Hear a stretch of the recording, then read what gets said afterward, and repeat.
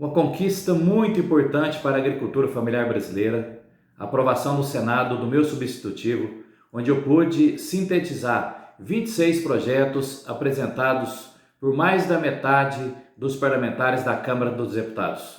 Eu avaliei o banco de dados do Ministério da Cidadania em relação à pobreza rural, à extrema pobreza rural, avaliei os dados do Ministério da Agricultura, das declarações de aptidão, avaliei também os dados de comercialização dos programas oficiais do governo federal através da Conab e também o censo 2017 do IBGE.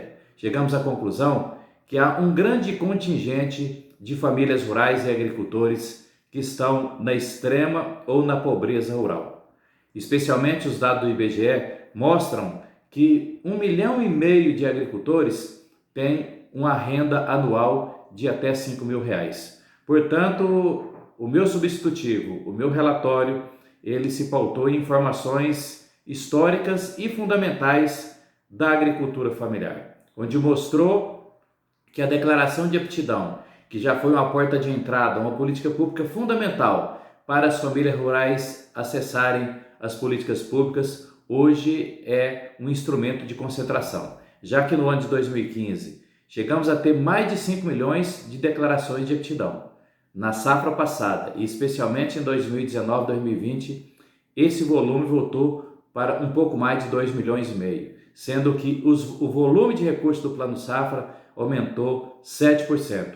Por isso também me pautei no meu substitutivo, no meu projeto, a porta de entrada à assistência técnica e extensão rural, que já está espalhada em mais de 5.300 municípios brasileiros. Tem a coordenação da Agência Nacional de Assistência Técnica e Extensão Rural, a ANATER, que pode credenciar entidades públicas, tanto estatais e não estatais, para que o extensionista, que é a primeira ou talvez a última esperança do agricultor de ter a presença do Estado ali, eles acharem essas famílias rurais que nós estamos chamando de invisíveis. Invisíveis porque ao longo dos anos foram ficando excluídos da presença e do apoio do Estado no cuidado da sua família, no trabalho da agricultura familiar. E especialmente com a pandemia, essa situação ela se intensificou e ficou mais crítica ainda, porque especialmente aquelas famílias que não têm um canal oficial de comercialização da sua produção, são aqueles que fazem a venda direta, a venda nas feiras livres, eles deixaram de ter ali esse apoio também. Portanto, a partir daí, nós definimos no meu dispositivo 5 medidas. Um auxílio emergencial, esse auxílio emergencial com 5 parcelas de R$500, sendo R$3.000 se o tomador do auxílio emergencial for homem, e se for a mulher chefe de família, o dobro desse valor. Na mesma linha que foi aprovado pelo Congresso Nacional o auxílio emergencial para os trabalhadores informais das cidades. Com uma diferença, a porta de entrada será um cadastro simplificado feito pelo técnico da assistência técnica e extensão rural. E um ponto fundamental, segundo o Ministério da Cidadania, mais de 2.400.000 agricultores ou trabalhadores rurais já receberam aquele auxílio emergencial para os trabalhadores urbanos e com isso perderam o direito de serem segurados especiais da Previdência, o direito de se aposentar no futuro. No meu dispositivo, no meu substitutivo, eu estou assegurando o direito desses que já receberam e dos que receberão assim que o presidente da República sancionar essa lei importante. A segunda medida importante é um fomento de inclusão produtiva, que não basta dar condição à família de ter esse recurso para a sua sobrevivência, a sua subsistência em termos de pandemia e depois ele não ter como iniciar a retomada da sua vida econômica, especialmente da produção da agricultura familiar. Esse fomento, R$2.500 se o tomador for o homem e R$3.000 se for a mulher, incluindo ali atividades de tecnologias sociais, destacando as cisternas para captação de água no semiárido. E aí também vocês vejam que eu já começo a ter políticas diferenciadas também para a mulher rural, uma grande demanda do movimento das mulheres trabalhadoras do campo. E esse fomento também com o cadastro simplificado da assistência técnica e também um projeto simplificado.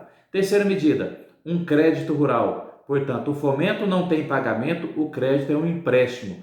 A família rural, o agricultor vai pagar depois. R$ 10.000, se o tomador sendo homem com juro de 1% e sendo a mulher eu reduzi em 50% essa taxa de juros. Portanto, um financiamento com 10 anos para pagar, uma carência de 3 a 5 anos para começar a fazer o pagamento e mais uma diferenciação para a mulher. Além de reduzir a taxa de juros em 50%, eu também coloquei um rebate de 20% quando for pagar essa parcela, quando a mulher for fazer o pagamento. E também destinei no dispositivo 20% desses 10 mil para a subsistência da família, para ali a família ter ali alguns itens que eles poderão comprar para dar melhor qualidade de vida. A outra medida, a quarta medida, o Programa de Apoio à Comercialização da Agricultura Familiar.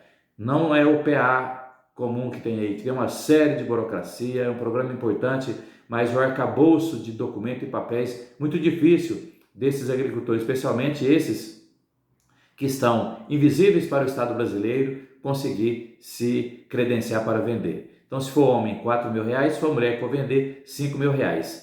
Essa aquisição com doação simultânea. Então, compra da agricultura familiar com o cadastro simplificado feito para assistência técnica, a doação é feita para as entidades assistenciais como creche, asilo, APAI e outras entidades assistenciais que tem na cidade, como santas casas e hospitais filantrópicos.